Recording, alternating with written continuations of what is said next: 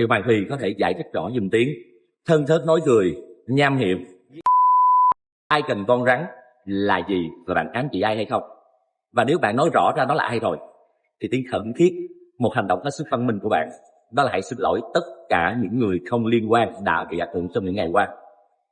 Và Tiến An có cảm giác rằng là với cái việc tiếp tục sáng nay công bố rằng 11:45 sẽ có một cái phạt tiếp theo của Hoàng Thùy, đó lại tiếp tục là một cách thức mà tổ chức của chúng tôi đang bị cyberbullying bởi một người tỏ ra là yếu thế. Tại sao không giải quyết phùng một lần và dứt điểm, mà phải liên tục chia thành nhiều phạt, nhiều phần khác nhau, trong kể cả ngày mà chúng tôi đang sơ khảo như thế này?